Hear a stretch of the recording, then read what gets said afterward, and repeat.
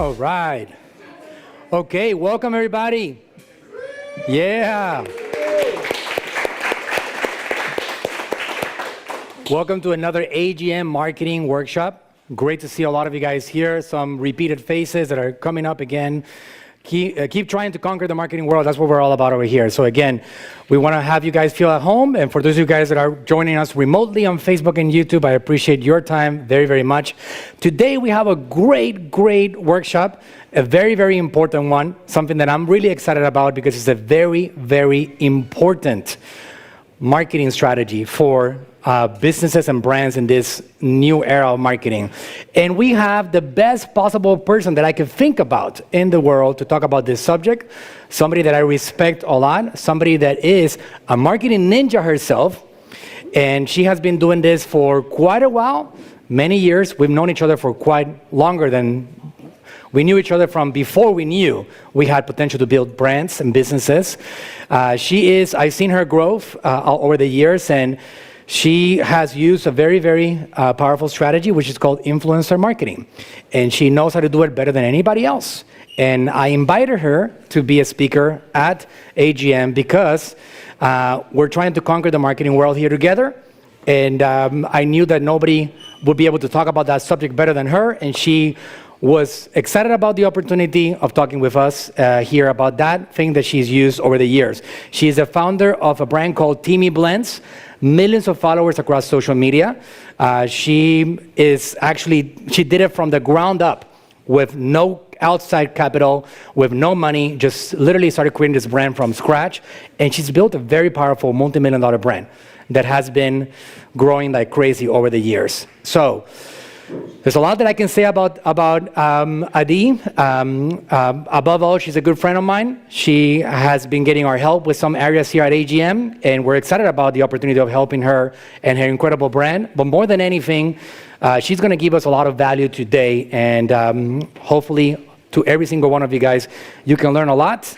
and implement some of the things that she's been able to use on her brand. So without further ado, Arezzini from Teami Blends, your stage. Thank you. Thank you. Thanks, guys. Can you guys hear me? Yes? Ah. Okay, great. Thank you guys so much, and thank you for the amazing intro, Manuel. I am very excited to be here with you guys and talk to you about influencer marketing, which is actually how I built my business when I started it almost 8 years ago. So I've been using this strategy as it has evolved over time, and I'm going to teach you a lot of really good, useful information that you guys can actually apply in your areas and your businesses, and if you're helping with the agency, helping with other people's businesses, okay? Okay, so today's topic, how to use influencers to get more sales. So a little bit about me before we get started. I served in the military as a combat fitness instructor for artillery soldiers, so don't mess with me, okay? Because I'm strong. I'm also a certified personal trainer and a certified health coach. That's really what I thought I would do with my life. I was not on a trajectory to become a business owner. I didn't go to college, didn't have any business background, any marketing skills. I really thought I was going to be a personal trainer. I was a spin instructor. That was my passion. That's what I did in the Army. That's what I thought I was going to do afterwards. And life kind of took its own turn. And I founded Teami in 2013 because when I left the military, I had really bad digestive issues. My digestive issues were so bad that I was going to the bathroom 1 time per week. That's just what it was. It's not pretty, it's not a fun topic to talk about, but that's what it was. I tried everything, clean up my diet, drink more water, exercise more. I felt very embarrassed about it because I was from the nutrition and the fitness world, and for me to have this problem and not be able to really solve it at its root, I felt very embarrassed about that and very uncomfortable in my own body. So when I finished the military, came back to Florida, moved in with my mom, tried lots of different things, read a lot of books, and founded Teami because I was looking for a natural program that I could do for myself that could completely detox my body, reset my gut health so that I would have an operational digestive system and that it would work. So that is really how I started Teami. Where is Teami today? So when I started Teami, it was in my bedroom, just so that you guys know, when I lived at my mom's house. I had created one product, the 30-day detox program, and I had made 100 units of that product, and I didn't know how I was going to market it, I didn't know how I was going to sell it, but I knew that I wanted to sell this program that I had developed, that I had formulated for myself through natural herbs and plants that I wanted to help other people. That was in 2013. So today, we have a multi-million-dollar lifestyle brand that encompasses 3 categories. So we actually upgraded from detox to inner wellness to natural skincare. The reason that we did that is because we gained so much love from our customers and so much brand loyalty that they didn't just want one product. They said, okay, I did the detox and it was amazing. What can I do after that? So we started to make our green superfood powder and our collagen and our protein powders and really give a lifestyle for our customers to reach their wellness goals. And we also created natural skincare that's all infused with tea. So all of these products are formulated by me and my business partner, and we really expanded. We have over 100 products on our website right now. So that was in the last 8 years. And through those different products, we have helped millions of customers around the globe with our natural products, and we have done that through our Shopify store. We obviously have a big Amazon brand as well, but we're also really big in retail, which is another kind of channel that we took over. We're in Ulta Beauty, Macy's, sorry, it's not on here, but we're going into Macy's. CVS, we launched into 1,400 stores this October. Von Moore, Ulta, we've had a partnership with them for the last 4 years. Belk, Bed Bath & Beyond, and many, many more retailers, even international retailers. We have international retailers in Dubai, in the Philippines, in Mexico. We have a lot in Australia, Europe. We have a lot of distribution. And that, in my opinion, is the level up from going from a Shopify store to a real brand, where you're getting brand recognition not only online, but you're also getting it from retailers. So that's a little bit about where we are today. And so now I'm going to actually get into the workshop, because what's really important to me anytime I do any type of seminar is that you guys leave here with a lot of meat, and I can actually answer a lot of your questions too. So the question is, how did I get awareness and sales from Teami, for Teami, when I was in my bedroom by myself, living at my mom's house with not a lot of money to market this company? How did I do it? How did I get the word out there to the people? Influencer marketing. That's how I did it. Now, very quickly, what is influencer marketing really? Now, before I answer this question, okay, Instagram 8 years ago was a very different place than it is today. There was no Instagram stories. There was no video. You guys, it was only images. And it was a place that people went to for pictures of food, coffee, dogs, and models. Like, that's all that it was. Does anyone here remember those days of Instagram 8 years ago? Raise your hand. Right? Now, those of you guys that don't remember what it is today, it's completely transformed into an interactive shopping channel. A lot of the people that I know find brands or services or people to follow or to purchase from Instagram or YouTube. That's a lot of how they're getting their product recommendations. And back in 2013, I saw a massive opportunity before it became the shopping channel that it is today. There was no swipe ups, there was no links, there was like leaving comments and putting a heart as a like. That was it. And there was messaging people, like direct messaging. That was all. We couldn't go live. None of that existed. And we still saw the same exponential growth that we did in 2013 without any of the features that exist today to help businesses. But what is influencer marketing really? I added these photos here because a lot of people think influencer marketing is working with models, or how many likes does somebody have, or how many comments does somebody have on a photo, or how many followers does someone have.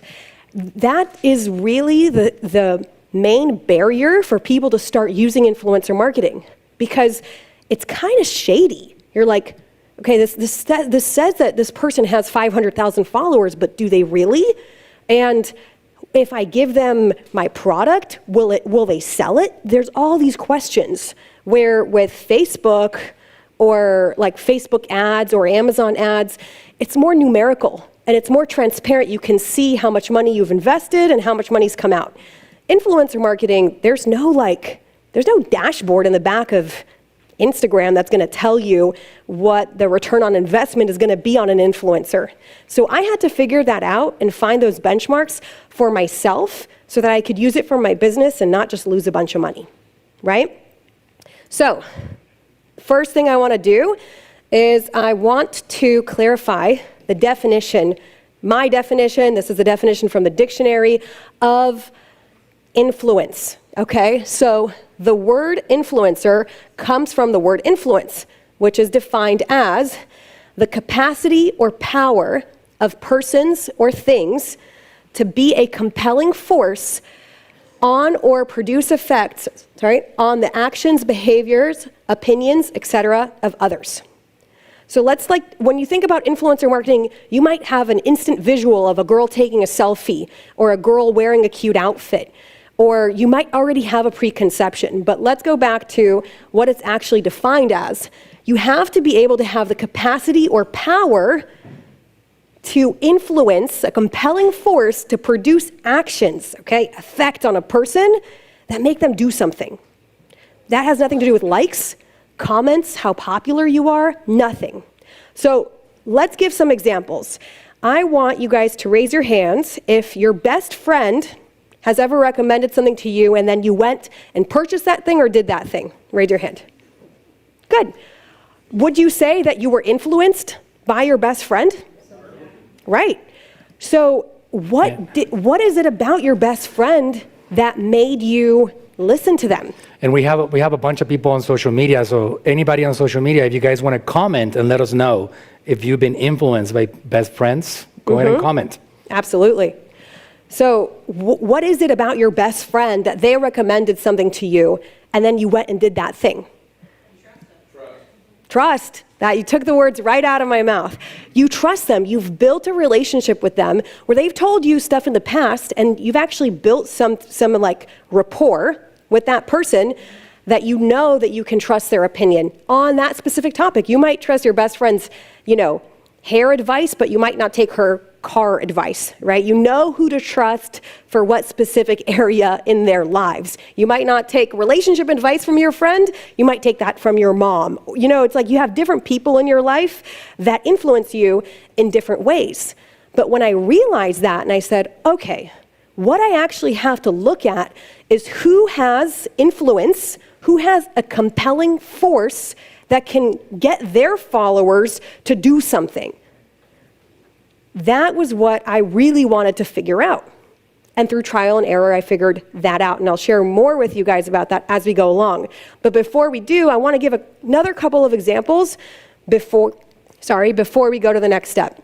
So another example is, have you ever taken advice or someone that you look at that you don't even personally know? Someone on social media, a celebrity, okay, a celebrity that follows a specific diet, or an influencer or someone that you see online or across the world, a doctor maybe that you watch their videos and you take their advice. Have you guys ever done that, felt that way? Yes?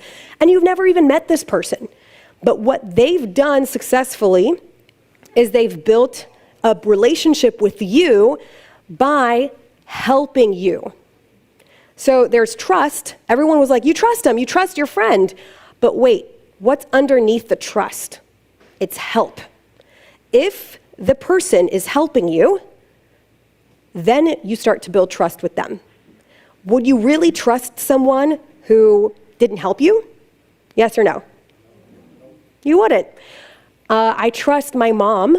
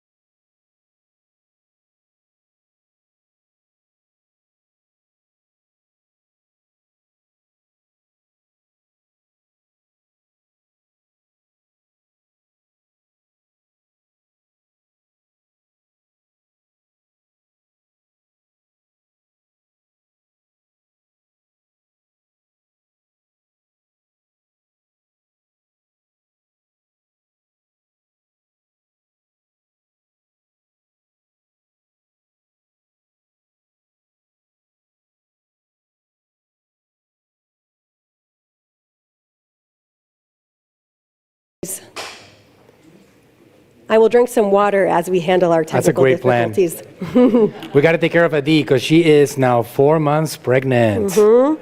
Make sure we keep her hydrated. It's like Blazer not pregnant, no Blazer very pregnant. As soon as we get confirmation from Dante over here, we're good to go? Okay, good. Good. Good to go. Okay, awesome. So, using influencer marketing allows you to partner with individuals who have deep relationships with their followers on social media to affect their buying and shopping decisions. That's what influencer marketing is. Everything else, oh, I'm an influencer or she's an influencer, none of that matters, okay? If you're not, and the influencer knows it too. If you're not helping people and you're not like having some sort of transactional, like I helped you, then you buy something from me, then you're not really creating the trust that you need to create on social media. And I would say that there is a 5 to 10% of influencers that have this versus the 90%, okay, of influencers that don't have it. And that's what's really important, to look at the difference between people that have built it and people that haven't. Okay, because perception is different than reality, and I'm telling you, I've lost and made a lot of money by either choosing the right influencer or not choosing the right influencer. Okay, so I categorize these two people as influential influencer and versus an admired influencer. Someone with a lot of likes, a lot of comments. They get so much attention that you think that they're like top of the world, okay? Have you guys ever seen a social media account and you on your end, you kind of feel like the small person and you're like, wow, they must be a millionaire or they must have it all made because their account is amazing. Has anyone ever felt that way? Seen accounts like that? Okay, cool. Good. So I'm gonna give you guys some good examples that we're gonna go through here of an influential influencer versus an admired influencer. Now, I'm not saying that Giselle is not influential, but for the purposes of this workshop and this breakdown, I'm going to show you guys the difference in the psychology of how it goes down. So, Oprah, super influential. I mean, influential almost on every different platform that she's on, different customers, different audiences, different people. People know her to be influential. If she's doing a particular diet program, other people want to do it too. If she's telling you guys what are Oprah's favorites, other people want to do it too. How did she get there? What made her influential? So, what? Being honest, good. So she created a personal relationship by being honest. I mean, the amount of times that you've seen Oprah cry on camera or have real deep conversations with someone on one of her shows, right? It's quite often, and she's built that by being real and relatable and honest. She has a relatable personality. She's not someone that you look at and say, I could never look like her or be like her. You feel that she could be somebody from your neighborhood, or she could be somebody from your life that you could relate to in that way. And she communicates with the audience authentically and very real. So she doesn't have a persona or kind of a front that she puts on when she speaks to her audience, okay? Now, let's talk about Giselle. I mean, she's beautiful, she's stunning, model, amazing career. I mean, she's incredible, right? Married Tom Brady, beautiful mom. Now, why would I put her in the admired category versus where I put Oprah in the influential category? So, Giselle, she is idealistic. People want to be her, okay? They want to be like her. They want to have her body. They want to have her life. They look up to her so much that they actually almost feel detached from that person. She's not relatable to most people. I mean, I'm not married to a football star, right? I don't think that I could be her height, her physique, so I don't necessarily relate to her. And she doesn't communicate or share openly. She's very private about her life. And if she does share something, like if she was to share, her favorite skincare routine, maybe her fans, I'm sure that there are people that would buy from her and that would listen to her. I'm absolutely sure of it. But who do you think I would want to partner with more as a brand? Would I want to partner with Oprah or Giselle? You guys tell me. Right, like not even a question. But that would be crazy because Giselle has millions of followers on Instagram. So why would I not? Even right now, Teami works with celebrities all the time. Like real celebrities all the time. Like I worked with, for many years, Teami had a collab with Cardi B for many years. Cardi B is so relatable to her audience, right? She's funny, she's real, she's honest, she shares her life.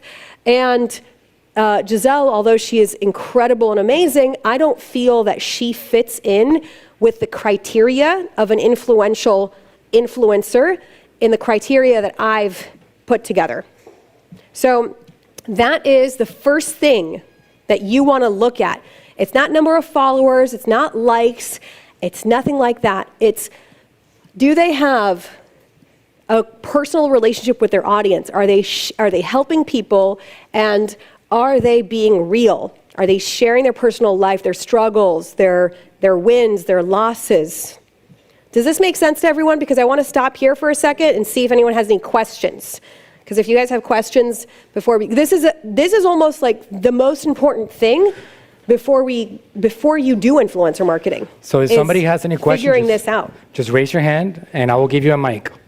We've got a question. You got a question? All right, it's on, ready for you. So, obviously we can compare people like Oprah and Giselle, but they're known personalities already. Right. So there are lesser influencers who we may not have actually heard of, but they are influencers in their sphere. So how would you recognize them? Like, do you look at them on their Instagram pages and their Facebook pages? Are there certain things in their comments you look for? Like, how do you evaluate that, or is that like the next slide or something? It's the next slide. Okay, great. What's a great segue? I figured. You did all the talking for me. That. I love it. I love it. Yeah. Okay. So how to tell the difference with influencers, right? Because again, you could tell with the celebrity, or you could tell between your best friend and Joe Schmo on the street that you don't know, but how can you tell with influencers that you are looking at their profile for the very first time, you don't know who they are, and now this is a conversation could go on for a long time, but I'm going to give you the top parts of it, okay? So I added 2 accounts, just like I did with Oprah and Giselle. We're going to go over the first account, which is someone that actually works with Teami. She's a good friend of mine that we've created a relationship. I'm actually going live with her this Friday. This is a girl named Nikki, regular Latina. She is a mom. She shares her life. She's incredible. And let's talk about the different things that she's done that make her influential. So she shares her personal ups and downs in her stories. Very honest, very real. She's constantly she's like, guys, I have 3 kids at home during COVID and I've been changing diapers all day long. I haven't made the YouTube video. She's very, very honest and real. Then she gives advice as well as asks for questions and feedback from her audience.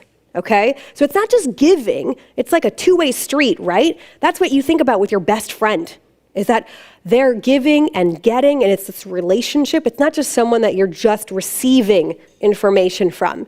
So she does that very, very well. And most important to look for is that her followers ask her questions. So you asked, how can you tell? In the comments, okay, when you're looking at an influencer, you're evaluating, are they someone that I want to work with or that we want to partner with? Or if you're part of an agency and you're trying to put together influencers for a specific campaign, you want to go to their top, I would say 5 to 10 pictures, videos, posts, and you want to quickly scan. This shouldn't take you more than a minute. Okay, this should not take you all day. Quickly scan through their comments. Are they just getting emojis? Are they getting comments that are like, love you so much, you're so cute, love that dress? None of that is influential, okay? That's admired. They're sending you admiration. Love your shoes, love your hair. None of that shows that somebody is influencing someone else. But if you see questions, hey, Nikki, in your stories yesterday, you mentioned a lipstick. What color was it? That's a question. Or if they ask a question like, my 2-year-old is having trouble with potty training, what did you do? Right? People will ask those questions in the comments, no matter what kind of influencer you're working with. I know I'm giving examples of women, because that's who I work with, that demographic. But if you're a business influencer or if you're a tech influencer, they'll ask you questions. And you can tell that someone's very influential when they're being asked questions. Because don't you ask questions to your best friend because you want to know their advice? Or do you just tell your best friend that she looks good all day? right? No, you want to know. You're going through something in your life. You want to know what your best friend has to say about it, right? Now, let's look over here. This is actually a Teami post right there. We have here another amazing account. She actually has a lot more followers. Look, 1.7 million followers versus it looks like 200 and something. I can't see that right. Now, this is, can't see it. Something. Now, this is a beautiful model. She's amazing. Very, very well known. She also does a lot of influencer marketing. And I'm not saying that she's not influential. I'm saying that she's not right for my brand. I had to do a lot of trial and error. And this is what I found for my type of products. She might work for maybe fashion, but when I look through her comments, then I don't see influence there. But I'm not saying that I can 100% say that she's not influential. It would have to be the right timing, right product, right price, right promotion in order to make it work. So she only shares idealistic model life, a highlight reel, okay? Have you guys ever followed someone that only shares the good in life, the highlight reel? Raise your hand, right?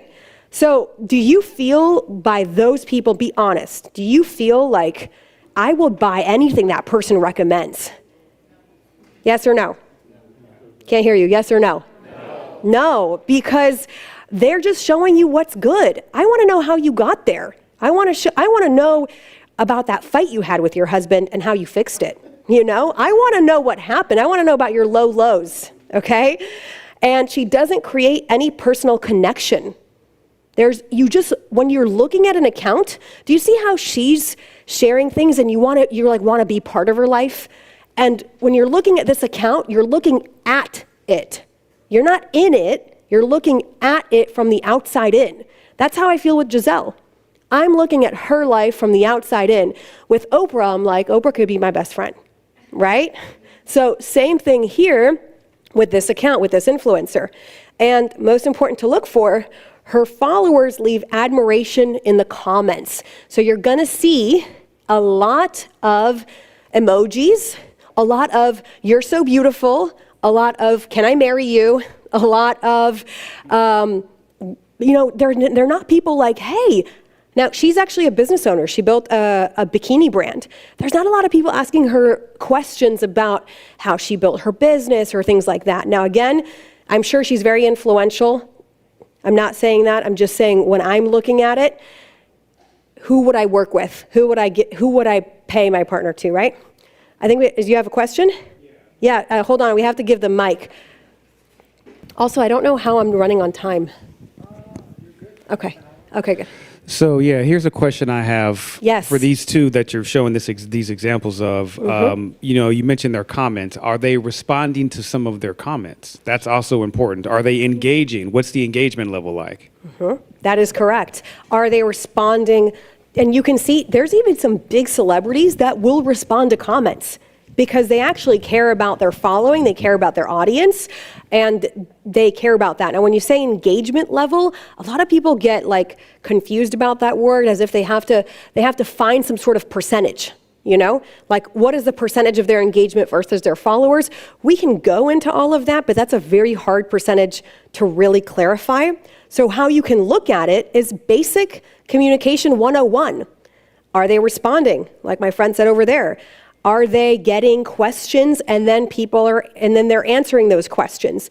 Or sometimes you'll see with accounts that the followers are actually having a conversation between themselves. Like they might ask a question like, hey, does anyone know what makeup palette Nikki shared with us on Tuesday? And then someone else, another one of our followers will answer.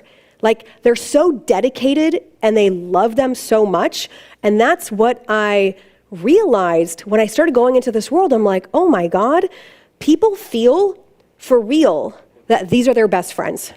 And there are only specific influencers that have been able to build that you go to your Instagram or you go to your YouTube looking forward to see what that person did in that day or what their product recommendations are.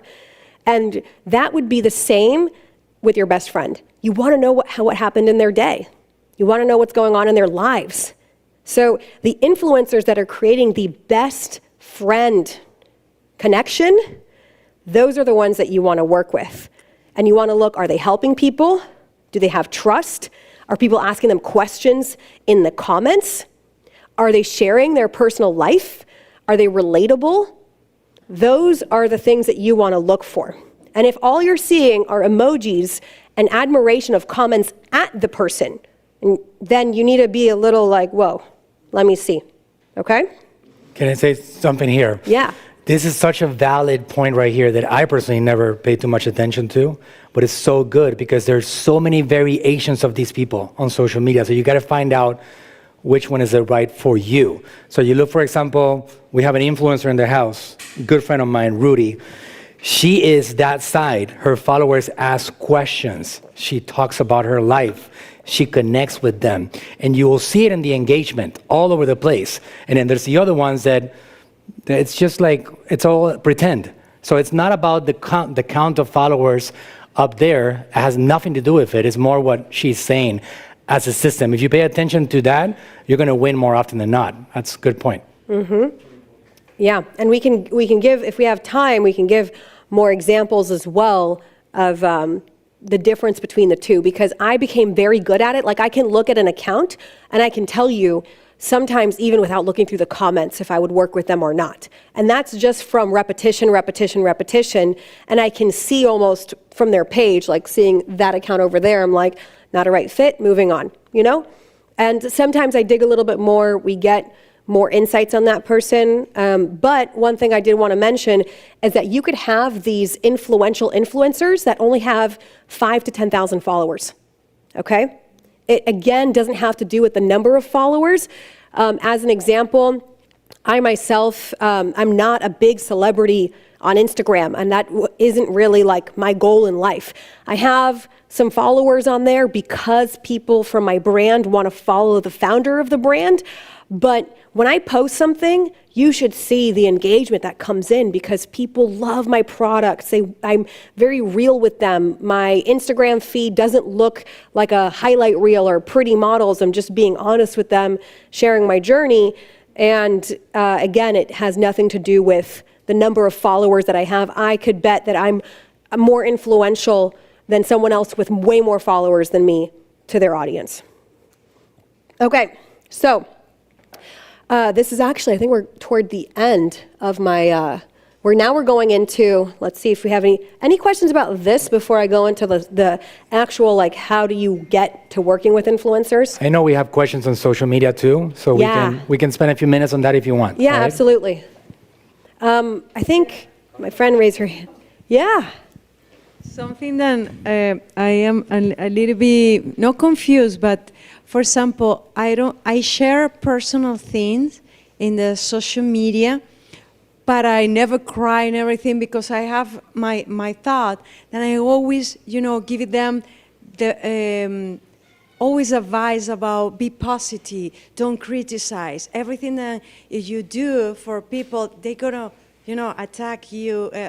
Everything that you put it, bad things, is gonna go back to you. Mm-hmm. But I never cry, never think, because even if I do, TV show and everything, and I cry so easy, but I don't like that part to share. It's like in my head, it's like a play victim or something, and I don't do that. Mm-hmm. I always push people to be, but how?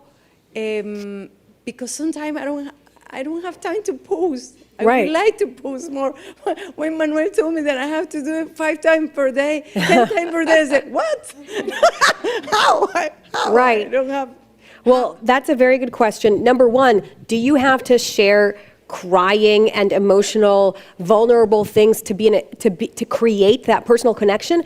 Absolutely not. Absolutely not. I want you to know that right away, okay? Because I myself feel the same. I don't share woe is me. I've had some super tough days, and what I'm posting is not that, okay? So, but there's a difference between helpful advice, sharing what you're doing in your day versus like, here's my new fancy car, and here is my perfect life, and here I am waking up in Mexico on this beautiful beach, right? So what I'm sharing, for example, that makes me create a lot of connection with my own followers and my company's followers is I'll ask them what they think about something, right? I'll be like, hey guys, I am thinking about doing 1 week of no bread. That's what I'm thinking about. I've read about that it helps you with inflammation and with digestion. What do you think? Have you ever done a week no bread? And how did it feel for you? Right? You're asking questions, you're engaging. That was just kind of a silly example. But just being real doesn't mean you have to cry or you have to show some side of yourself. And there's a lot of influencers that have a hard stop at, I'm not going to share stuff about my kids. I'm not going to share stuff about my husband. I'm only going to share stuff that has to do with hair, period. But they're still creating that connection by being real, by showing the behind the scenes. So that's my answer to you. And about how many times you have to post, we can talk about that after. And I would be happy to answer that question. Do we have any? We have a lot of questions. YouTube has a lot of questions. Some of them are very similar. So I don't know if you're going to talk about that here, but they're asking, how do you contact an influencer? How do you, there's many variations of the same question. That's the next slide. So do we have any questions about this, or should I go to the next slide? I have a question. Yes. So in particular with Instagram, I know that what you're showing there is called the feed, right? So posting to the feed is not as frequent as stories. So when you're doing your research, are you judging like how frequent they're posting there? And if it's not so frequent, do you just sit there and watch them for a few days to see if they're posting stories? Because when they post on stories, then you can't see the engagement. So I'm wondering if you have any tips on that. I do. I always look at the stories. I didn't in the past because they didn't exist, but I always look at the stories, and when I'm telling you guys, it should take seconds. It should be like feed, look around, click, click, click, look at the comments, yes, no. Okay, do they have the little circle around the stories? They do. Okay, what are they sharing? First thing I'm going to look at is, are they sharing things that are selfie style this way? Like, people that are communicating to the camera are more personal than people that are sharing things. Doesn't mean that people sharing food are not influential. There's a lot of intricacies that go with this, but I'm going to look at what are they sharing, and the things that they're sharing, do they look like this? You will have people that on their stories still only share like, this is my perfect latte I had this morning, and these are my shoes, and they only share that. Versus what I've seen even some of the AGM people share, behind the scenes, what's going on, makes you feel like you want to be there with them, or that you're there with them. So we look at that too, and we'll go over this a little bit, but when you're working with influencers, especially if you're going to pay them, okay, you can get the insights of the stories. So you can find that out. Did that answer your question? Yeah. Good. Should I go to the next slide? we have fans of Rudy in the house. Yay! They say, I got Dr. Carlo Blanco. Rudy, watched you in so many novelas in my youth. Yay! Love that. Love that. Okay, let's go to the next slide. So the influencer marketing cycle, okay? What are the steps? How do you do it? So I'm gonna say them all, and then we're gonna go through them step by step. Research, source, and find the influencer. Contact the influencer. There's an agreement and on a negotiation on the deliverables. You send them product or give them access to the service that you're promoting. You follow up and get the deliverables. Schedule a date to post. Track the results through LinkedIn codes, analyze if it was a success or a fail, and repeat with more influencers that have similar common denominators to your successes versus your fails. Simple enough, right, guys? Great. Right. Okay. Clap it up, guys. Yeah, Yay. easy. Okay, so research and source. That's what we kind of talked about with the influential versus not influential. You're going to find people on Instagram, and you are going to try to find a specific audience. So do we have anybody in the audience that has a particular product that they would want influencers to sell that I could use as an example? Anybody wants to volunteer their brand? Yes. Okay, microphone. Just the style of the product that it is. It's a plant-based energy shot. So Great. Perfect energy, perfect. Plant-based energy shot. So I'm gonna do this whole thing as if I was doing it for a plant-based energy shot. Great. So with the research that I'm doing, I wanna ask, like, who would take this plant-based energy shot? Is it people that are looking to improve their health? Is it nutritionists? Is it athletes? Like, who is it? I'm gonna find out who that is, and I am going to find them on Instagram, and I'm gonna do that, and I'm gonna take screenshots of their profiles, because I'm gonna build a ton of screenshots, because I'm gonna contact them later. This is the free way. There are paid ways to do that. I'm Jewish. I don't like the paid ways. I like the free ways, okay? So you take screenshots, you take a screenshot, and this is a little tip. I'm sorry I don't have slides because I wasn't gonna go deep into this because this was more like an intro talk, but I'm gonna give it to you now. By the way, if you guys like it, if you guys like the subject, she did already volunteer that she's willing to put a second workshop later on, all right? Yeah, this is more like, because each one of these topics could do a whole hour. Just on sourcing, we could do a whole hour. On contact, like on each one of these things, we could do an entire hour on how to actually do it. But when you're looking at an Instagram account, okay, if you guys want to open up your phones, we could do it actually live. Find an influencer or somebody that you like on your phone. You can do this or not, okay, as I'm saying it. And there are 2 tips. Number 1, next to, right underneath their bio, will be a little blue down arrow. Some accounts it's disappeared, some accounts it's still there. When you hit that little down arrow, it's gonna show you similar accounts to that person. So if I worked with Nikki Glamour and I know this account crushes it for me, I want more people like her, that look like her, that are Latinas, that have children, or that have the same demographics that she has. And I want to work with those people. So by going to their profile, right underneath their bio, there's a little blue down arrow. You can find more people. If you don't have the blue down arrow, go to the top of their profile where it says following, okay?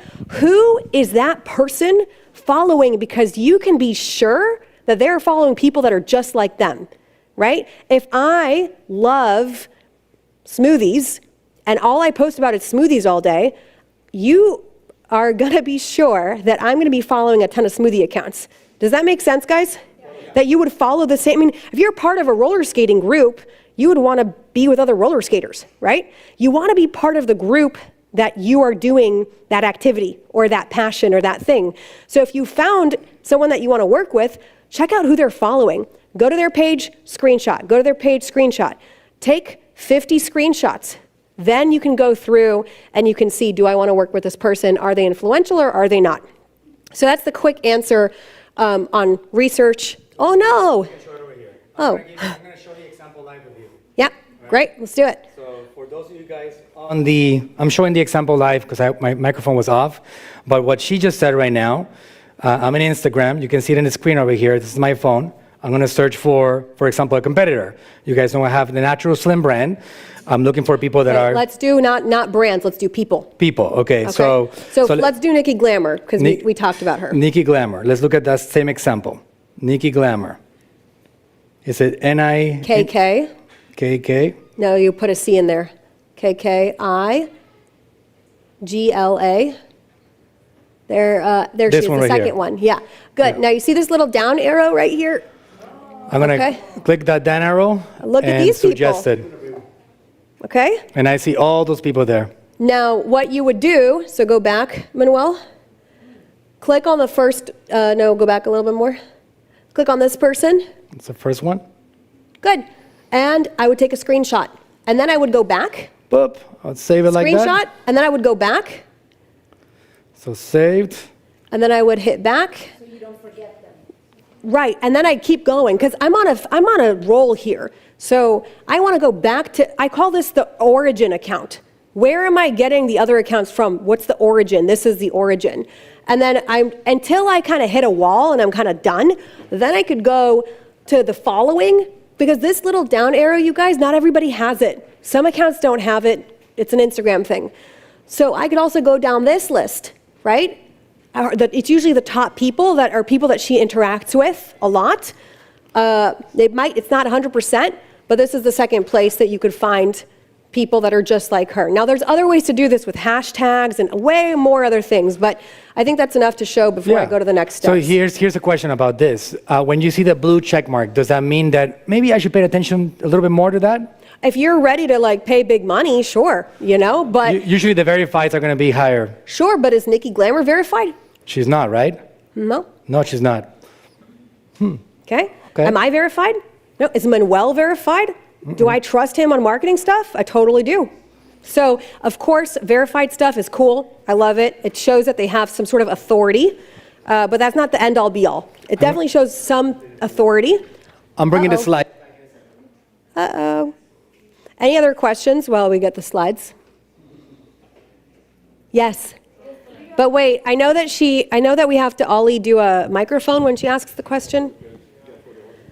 Yeah. Hi. Hi. No, just an idea. The three of us do art. Yes. We're fine artists. Beautiful. So just to have it in mind. Yeah. We're trying to figure out who to connect with. After this, we'll Yes. talk about that. But this, first of all, we're doing, let's go back. There we go. Oh man, I don't want to run out of time, you guys, so I'm going to try to hurry it up, okay? Is that okay with you? Go past a few minutes, it's okay. Okay, I have no idea what the time is, so I'm going to do my... Okay, now I know. Okay, so then you contact them. The way that you do that is most of the time they have it in their bio or there's a little email button or contact button. People want to be contacted. This whole idea of like, how do I get in contact with these people that have 500,000 followers? They want to work with you. There is no like, they're too cool for you.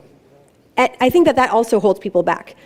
They put the email in their bio or there's an email or contact button. Okay? Email them. You do an agreement or negotiate on deliverables. Okay? Again, a different workshop, but are they doing Instagram stories? Are they doing a feed post? Are they doing a reel? Are they doing all of them? What is it that they're doing? Is it going to be free in exchange for a product for my plant-based energy shot? Or is it going to be that I'm going to be paying this person in exchange for them doing this marketing for me? After you've made that agreement, they have to agree. You've agreed. It's very clear what you're doing. You send them the product or give them the access to the service that they're promoting. Simple enough. Follow up to get deliverables. I cannot tell you guys how important this step is. Once you have sent them the product or sent them the service, you have to ask them, did you get my plant-based energy shot? Did you get it in the mail? Did you try it? How was it? Because influencers get stuff mailed to them all day. They're not going to remember that you had that conversation and you had those deliverables. Some will, some won't. You have to follow up, and it's your responsibility as the marketer to get it done. It's your responsibility. Don't you for 1 second think that the influencer will take it upon themselves to make it happen. They're busy. They're fancy people, okay? We need to do our job. We contacted them. That means it's our responsibility to see it through the whole cycle. Okay, schedule a date to post, agreed upon, you get all that. Track the results through links or their codes. That is the only way that you're going to track their results. Links and codes, I would do both. And then you analyze success, fail. And for every business, that's going to be different. Some businesses, if they make one sale off of that, they'll say it was a success. Some businesses, they have to have a certain return on investment. So you're going to analyze it. Usually, for beginners, I keep this in an Excel. And then I see who are the people that worked. Let's say I worked with 10 nutritionists. And then I also worked with 10 moms that were all doing a keto diet. And I would compare who got the most sales between that group and that group. And then I would say, I'm not going to work with this group of people anymore. I'm going to work with a different demographic. I'll give you an example. Teami, you would think that people like food bloggers would be really interested in our products. Food people don't make any sales for Teami. They just don't. You look at their accounts and you just look at them. Ooh, that looks like a yummy cake. That looks like a good recipe. Ooh, I'm going to save that for later. But I don't buy anything from those people. And I want people to buy my products. The other niche that was like that was yoga. I would say, oh, my products are for healthy and yoga people are healthy. Nope. Yoga people, you look at their accounts. Wow, I can't believe she can do the splits. Wow, look at her doing that pose. You know, you're looking at the account where I don't necessarily feel a connection with them. Now, again, this doesn't mean that all yoga accounts don't work. It's just what didn't work for me personally, because I tried it. You should try it and see what works for you. However, then I stumbled upon, again, this is like, I'm giving you stories from the beginning days of Teami. I stumbled upon curly-haired girls. Girls that have curly hair of all ethnicities. Anyone that had curly hair and their account was about their curly hair, tips how to style their curly hair everything, those girls can sell, okay? They give advice, they give recommendations, and then I was like, great, what did I do? I screenshotted all the curly-haired girls I could find on the internet, and I worked with all of them. And so that's how you would find the ones that work and then do more of those ones, right? Okay, so then, this is very important. Micro-influencers versus macro-influencers, the pros and cons of each. Micro-influencers describes people that are smaller. I would say anyone from 5,000 followers to 50,000 followers. Sometimes it can be higher, sometimes it can be 70,000 followers. It's still considered a micro-influencer.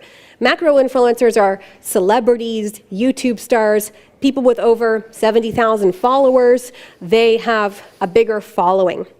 So, micro-influencer, pros to working with them. They will work for free product or at a very low cost. So if you're just starting out, like when I didn't have any money to pay people. How can I pay someone $500 or $1,000 when I don't know what's gonna happen? You know, when you're doing influencer marketing, it's almost like putting money into a black hole and hoping for the best.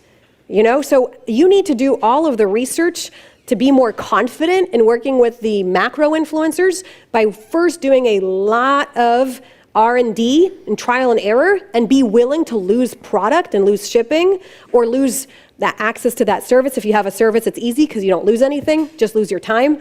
So micro influencers will work for free product or very low costs. They're easier to work with. They're eager. They're building their own brand. They want to be an influencer. They want to be a macro influencer, and they want in the future to be paid. So they are very excited to work with brands and to have deals.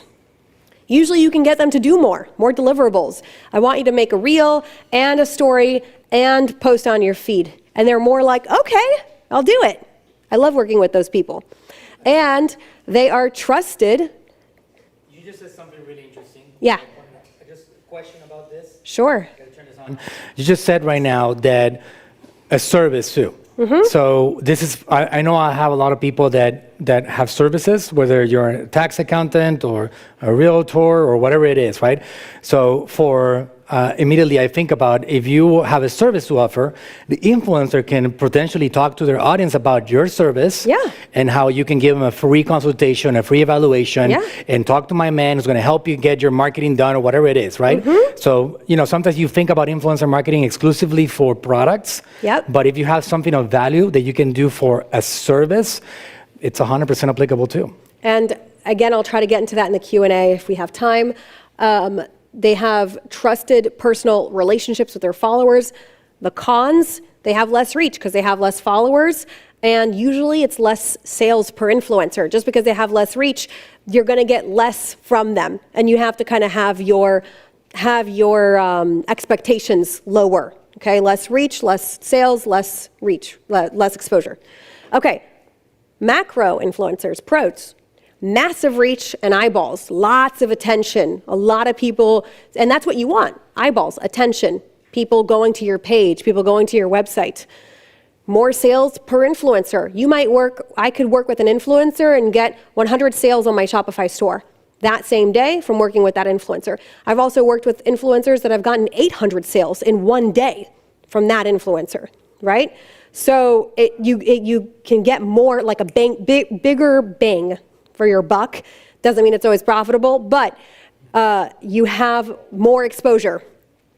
Gives brands more authority. Oh my God, did you see so-and-so influencer? She posted about this brand, let me check them out. Even if they don't buy my products, maybe they'll give me a follow, and maybe they'll buy my products later. Or maybe they've seen 5 or 6 macro influencers post about my product, and now they've decided that they're gonna buy it as well.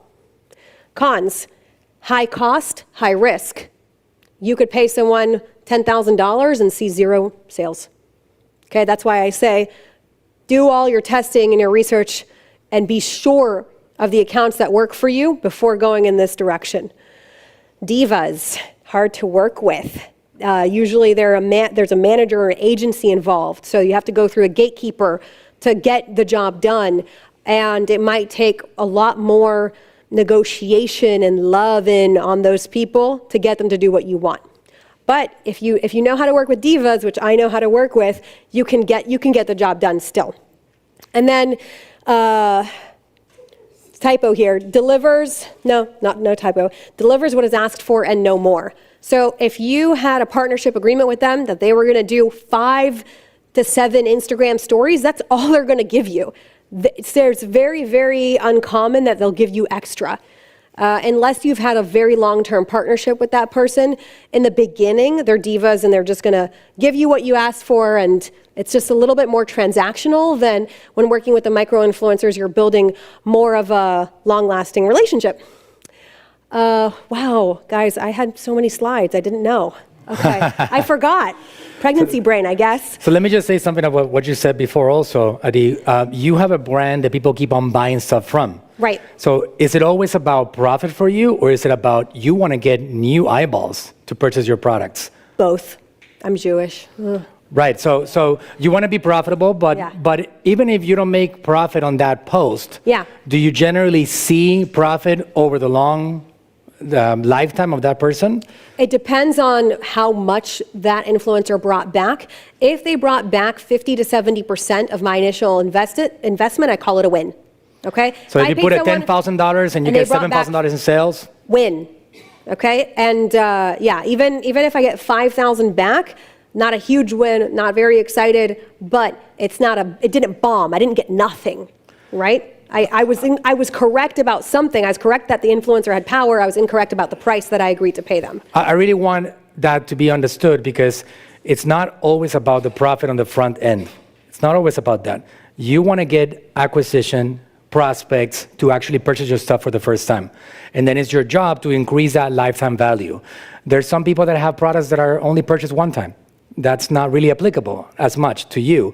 But a lot of the brands that are here, Adi's, my brand, we want to get people to continue buying from us. So an initial purchase of $70 that cost me $100 to get, that purchase is worth $500 over the lifetime of that person, a year and a half. So something to keep in mind. If you put $10,000 and get $7,000 back, it doesn't mean you lost money. You got to look at that lifetime value. Yep. And then just so that I can get through the slides if there's questions, this is the benefits of influencer marketing per platform. So Instagram is a very personal platform where people are building a lot of personal relationships, converts more sales through shoppable features. So it's just an app that has been really geared toward influencer marketing from the get-go. There's shopping buttons, there's links, there's just like a lot of features on there, and it's a very personal platform. YouTube, longer form content and links in the description that stay live forever. So if someone does a YouTube video and my product is included and the link and their code is in the description, I could be getting sales from that for years to come because it stays on YouTube. And if that video continues to get interest and plays, then I could continue to make sales from that channel. TikTok is larger reach and virality. Things go viral there, so you could get a lot of attention from that platform. And Facebook, running ads with user-generated content that you get from those influencers to amplify your influencer marketing. Okay, oh my God. Whoa, guys, it's too much. Where am I? Okay, I was in one slide. Okay, so I think I kind of said all of these things. It looks like I had a typo here where all of them are number 1. Sorry about that, guys. They're all important. Do this all at the same time. Okay.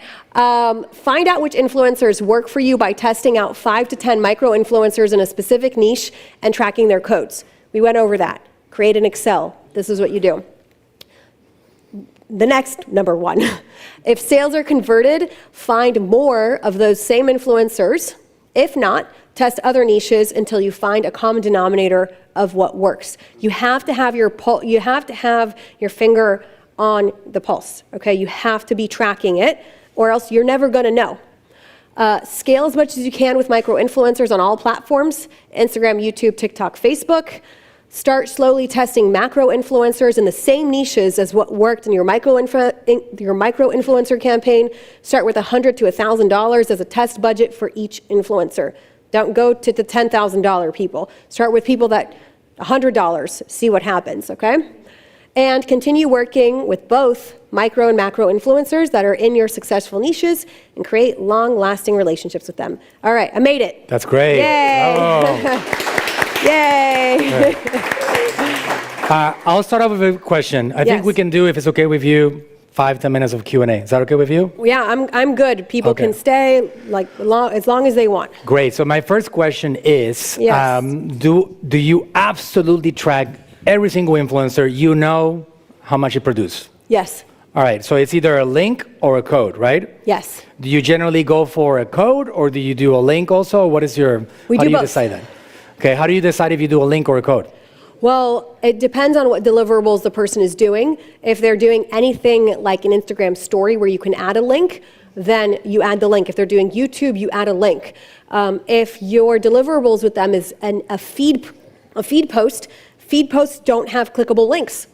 So if your deliverables is I'm going to pay this influencer $500 to post a picture or a video on their Instagram feed, then you would just go with the code because there's nothing for them to click. But if they're doing a feed plus the stories, then you want to give them where to go. How do I get to that store? How do I get to that service? Right. Okay, good. Got it. Somebody on YouTube asked that, what about doing a partnership with the influencer? Have you tried that before? Like, depending on how much sales they get paid? What's your thought on that? Yeah, that's basically affiliate or commission-based structure. That's what I do with all of my micro-influencers. They all get free product, and when people use their codes, they get paid 10% commission every Friday based off of their sales. So not only are they getting free product, but they're also making some money off of it too. Good. With the macro-influencers, it's very seldom that they agree to that. Very seldom. They want a flat rate. They want to get paid up front. I've done it a few times with some macro influencers. I would love for them to be more negotiable, but like I said, they're divas. So it's usually the micro influencers that you do partnerships and you pay them based off of the sales, like affiliate marketing. And just so you know, that's a very powerful strategy because if you want to do sales on Facebook, for example, if you're a genius, you're going to spend $30 and get $100 in sales. So if you give the influencer a little cut, you don't have to pay advertising on Facebook. You just pay them a little cut or whatever the sale is, and it also works out. Anybody has any questions here locally for a D? No? Okay. How many influencers do you Oh, have? 1 second, 1 second. How many influencers do you have that work for you full time? So we don't say they don't work for us full time, but we work with anywhere from 1,000 to 2,000 influencers every single month because the influencers that are micro, we continue working with them. So we might work with 100 macro influencers, and then we might work with 500 or 800 micro influencers consistently all the time. You know, tracking, getting new ones, and like keeping them engaged, sending them new products, things like that. So as much like exposure as I can get on social media, and the game is always to get more. That number should be much higher. So I'm working on getting more. Good. Yeah. Dr. Blanco on YouTube is asking, what about infomercial type of content with influencers? It seems a little unreal if it's infomercially. Influencers, you can give them a type of script or guidelines. That's super important. You have specific selling points because if you don't give them those guidelines, they'll kind of do whatever and the content won't be so great. So you can do kind of infomercially like, hey guys, I wanted to tell you about this product, this energy shot that I've been drinking for the last 7 days. I used to be addicted to coffee, but now I'm drinking this energy shot. It's kind of like an infomercial, but make it real. Make it authentic. Let the influencer put their spin on it, but give them a creative guideline of what you want. What bullet points must their content have? That's great. Yeah. Good. Jorge? She just answered the same question. Oh, the same question. Good. Okay, good. Jake? How do you handle, you guys hear me? Cool. How do you handle influencers who reach out to you but don't fit your criteria of an actual influencer? That's a great question. Wow, good question, Jake. Good question. What we, and my brand needs to do this even better, but what we do is we put them in the micro-influencer category, and we give them a code and a link, and we're like, hey, here you go. Like, go promote this, see what happens. If they make sales, send them out product. It's basically a bonus influencer. Just give them a little bit of product. However, I've had people contact us, for example, that their accounts are not PG-13, let's just put it that way. And I would not want my brand, or even I wouldn't want them talking about it because it's not a good look for my brand. Those people, what we say and what I've always said is, thank you so much for reaching out. Our influencer marketing campaigns are booked right now. Reach out in the future. Okay. Yeah. Good. All right. One more question in the audience. Okay, let me do this. How many people do you have in your employees in your organization to handle 800 micro and 200 macro? Yeah. To me, look like a lot of people. Right. We have 7 people on the influencer marketing team that all day, every day, all they do is resource and source, find the influencers, contact them, follow up, send them product, agree on the deliverables, get them scheduled to post, and repeat and repeat and repeat. So we have 7 people full-time that manage that category for us. But in the beginning, it was just me. And I was able to do that, plus customer service, plus shipping out products from my bedroom. I was able to do all of it. So know that you by yourself is enough. You do not need a whole team. You just need to say, I'm going to do this X amount of hours per week and see if it's worth it. If it starts to get you traction, then you want to follow the money, right? So if it starts to do well, do more of that. Very good. Okay, so last question, we got one in social media here. It's a little bit technical, but I think it's important to answer. Danielle Latanzi, can we spend some minutes on how to track which links and codes is best in order to track? I can say the part of codes, because the codes is like, if you have a Shopify site, you just create a code for the influencer. And that code is unique. Any e-commerce site is going to give you a code that you can assign to that person. And I would assume you have a spreadsheet with this influencer, this code, and you can track the sales. But Adi, you want to answer on the links and how do you? It's a little hard to do it without the visual of Shopify, but for that same code, you can get a link that has that code embedded into it. And the other better way, which is also something that we're trying to automate too, is to create those links to have UTMs in them, which is adding like a little code into it that it will be tracked better in Google. But I think that that's a little bit more of a technical question that I would have to show you guys how to do in Shopify and in Google. That's right. But you get the idea, right? The simplest way to get started, a code on your website. Well, fantastic. Ari, thank you so much for being here with us tonight. You're welcome. She's been amazing. Let's give her big hands. Thank you.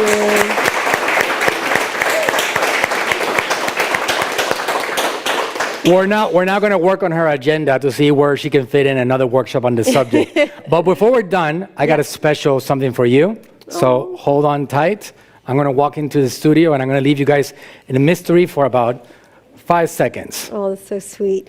And anyone that wants to ask any questions afterwards, I'm happy to answer. Yeah. So Adi, this is a present on behalf of AGM. Oh, thank you so much. And we actually want you to open it here. Oh, live, snap. right now. Yes. The pressure is on. The pressure is on. Okay, well, beautiful. Thank you guys so let's see much. Let's see what's in there. Okay. So guys, keep on coming. We're gonna announce the. Carly's gonna announce the date. It's every other Wednesday. So the next one is gonna be in 2 weeks, and I believe we're talking about copywriting. Oh. Let's look at this. Well, as you guys know, she's gonna have a baby in about 5 months. Oh my God. And as you guys know, we are the marketing ninjas here. Oh my God, look at the baby ninja. I love it. And oh my gosh, you guys, it's a bib that looks like a ninja. This will go to use, and a ninja baby book. Okay, this was the best. Thank you, Manuel. Oh my God, so thoughtful. So if that him or her, which we don't know yet, is anything like the mom, he's going to be a ninja for sure, right? So we know that. Okay. Yay, thank you so much, the whole AGM family and Manuel for having me here. Thank you, guys. Thank you. Yeah. Yay. We do have the slides things off, but I have a QR code. You could scan the slides on the way out. Thank you If so it didn't much. work on the This way was in, so it is now beautiful. working. It'll just send you to Facebook so Messenger, ask you a few thoughtful. I love questions, it. and then you could get all of these slides. And the YouTube blew up when Manuel said that we were having you back. We had, oh my God, can't wait to have you back. Best thing ever. Best web workshop ever. So you're getting a lot of love on YouTube, actually. It was YouTube. So great. Thanks again. That's awesome. That's really Thank good. You. Yeah. Thank you. So guys,